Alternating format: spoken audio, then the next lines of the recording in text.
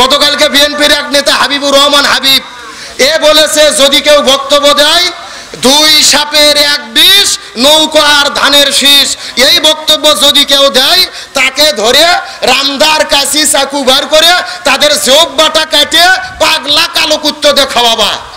নাউজুবিল্লাহ বলবেন না? তাহলে বলেন যেই দলের নেতা কর্মীদেরকে বলে মানুষের জিব্বে কাটে কুত্তো দিয়ে খাওয়াও, ওই দলের কর্মী ভালো হবে না খারাপ হবে? আমি মনে কারকে বলতে চাই 2000 মানুষের রক্তের উপরে দাঁড়িয়ে বসে আছেন, আর কোন দলকে ভয় করবেন না। সাদাবাজদেরকে 24 ঘন্টার মধ্যে গ্রেফতার করে হত্যার বিচার বাংলার জমিনে করতে হবে। হত্যাকারীর বিচার কোরআনে আছে না নাই? আল্লাহর কোরআন বলতেছেন ডাইরেক্ট বিচার, কুতিবা আলাইকুমুল কিসাস, হাতের পরিবর্তে হাত, পায়ের পরিবর্তে পা, চোখের পরিবর্তে চোখ, জীবনের পরিবর্তে জীবন, আর আয়না ঘরের পরিবর্তে আয়না ঘর। এ কথা কর না কেন? তাহলে জীবনের পরিবর্তে জীবন কার বিচার? বিশ্বাস করেন বাংলাদেশের এক সাদাবাজক ধরার পরে আপনাদের জয়পুরহাট জেলার এক সাদাবাজক ধরে জয়পুরহাট শহরে প্রকাশ্য দেবালোকে যদি তার দেহ থেকে কাল্লাটা আলাদা করা যেত আর এই রকম মিডিয়ার সামনে প্রকাশ্যে প্রচার করা যেত, একজন সাদাবাজ এই বাংলার জমিনে খুঁজে পাওয়া যেত না। বলেন তো কোরআনের বিচার কি হয়? কোরআনের বিচার হয় না। সাদাবাজক জেলে ঢুকায়, 6 মাস পরে নেতা ওয়াক বার করে নিয়ে আসে ফুলের মালা দিয়ে, ও সাদাবাজ চোর হয়ে ঢোকে, ডাকাত হয়ে বের হয়। এ কথা কর না? তার মানে বোঝা গেল কোরআনের বিচার কায়েম না হওয়া পর্যন্ত সাদাবাজি বন্ধ করা যাবে। আরে ভাই আপনি আমি কেমনে সাদাবাজি বন্ধ করব? এই সাদাবাজদের উস্কে দিচ্ছে কিছু বড় বড় মাথা গরমালা নেতা। গতকালকে বিএনপির এক নেতা হাবিবুর রহমান হাবিব এ বলেছে যদি কেউ বক্তব্য দেয় দুই সাপের এক বিষ নৌকা আর ধানের শীষ, এই বক্তব্য যদি কেউ দেয় তাকে ধরে রামদার কাশি চাকু বার করে তাদের জোব বাটা কাটে পাগলা কালো কুত্তো দিয়ে খাওয়াবা। নাউজুবিল্লাহ বলবেন না? তাহলে বলেন যেই দলের নেতা কর্মীদেরকে বলে মানুষের জিব্বে কাটে কুত্তো দিয়ে খাওয়াও, ওই দলের কর্মী ভালো হবে না খারাপ হবে? আমি মনে করি কর্মীদের দোষ নাই, সবচেয়ে বেশি দোষ হলো এই বড় বড় রাঘব বোয়াল নেতা নামে সন্ত্রাসীরা। এরা কর্মীদেরকে উস্কে দেয় যে তোমরা লাগাও, মামলা হলে আমরা সাথে আছি। সুতরাং বলতে চাই 24-এর অভ্যুত্থানের পরে এই বাংলাদেশে আর সন্ত্রাসী কায়দায় কোনো কিছু করা যাবে না। এই বাংলার জমিনে সত্যপন্থী যারা, কোরআনের আইন চাই যারা, আগামীর বাংলাদেশে মুসলমানেরা তাদেরকে সমর্থন করবে। যেই দলের 2 জন নেতা মন্ত্রী ছিল লাইট দিয়ে সার্চ করে 2 টাকার দুর্নীতি বের করতে পারেনি। কথা বলে না কেন? নাম বলা লাগবে আপনাদের। তার মানে বোঝা যায় যারা ক্ষমতা পায়ও দুর্নীতি করেনি, এরাই যদি ক্ষমতায় যায় সুদ ঘুষ চাঁদাবাজ দুর্নীতিমুক্ত বাংলাদেশ গড়বে। আল্লাহ তাআলা তৌফিক দান করুক, বলেন আমিন। আসেন আপনাদের মধ্যে ডাইরেক্ট আলোচনা শুরু করি।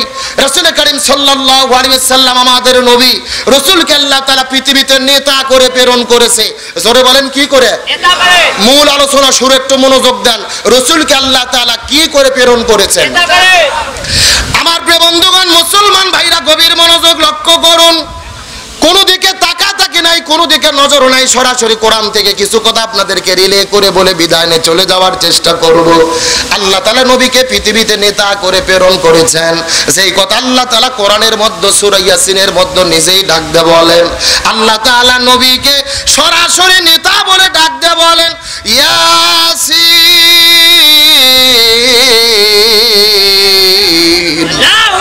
ওয়াল কোরআনিল হাকীম। এ গভীর মনোযোগ লক্ষ্য করুন। ইয়াসিন, এখানে ইয়া শব্দটি হলেন হরফে নেদা। হরফে নেদা ওই সমস্ত হরফগুলোকে বলা হয় যে হরফগুলোদেরকে দিয়ে মানুষদেরকে ডাকা হয়, আহ্বান করা হয়। আর সিন মানে হলেন সাইয়্যেদ। সাইয়্যেদ শব্দের অর্থ হলেন নেতা।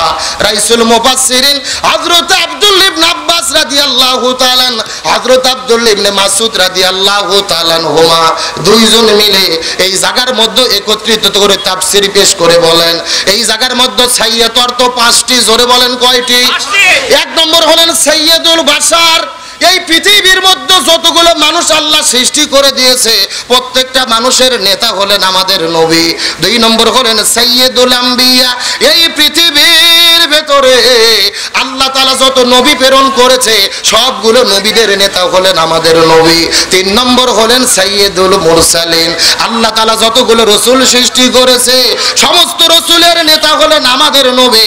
4 নম্বর হলেন সাইয়্যিদুল কাউনাইন। আল্লাহ তাআলা দুজাহান সৃষ্টি করেছেন, দুজাহানের নেতা হলো আমাদের নবী।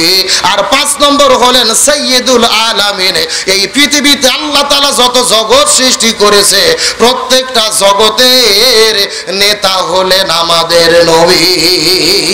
জোরে বলেন না সুবহানাল্লাহ। আমাদের নবী সমস্ত মানুষের নেতা, সমস্ত নবীদের নেতা, সমস্ত রাসূলের নেতা, সমস্ত জগতের নেতা, সমস্ত জানের নেতা। চিৎকার করে বলেন আল্লাহু আকবার। এখন আপনাদের কাছে আমার প্রশ্ন, প্লিজ ভাই এইদিকে হইচই করেন না। মিডিয়ার ভাইরা এসেছে, জায়গা কম, লোক বেশি, একটু সুযোগ দেন। তার কারণে আজকে আপনারা এখানে ওয়াজ শুনতেছেন 1000 লোক, আর এই মিডিয়ার মাধ্যমে তামাম পৃথিবীতে অন্তত লক্ষ লক্ষ লোক আজকের মাহফিল দেখতেছে। আলহামদুলিল্লাহ বলবেন না?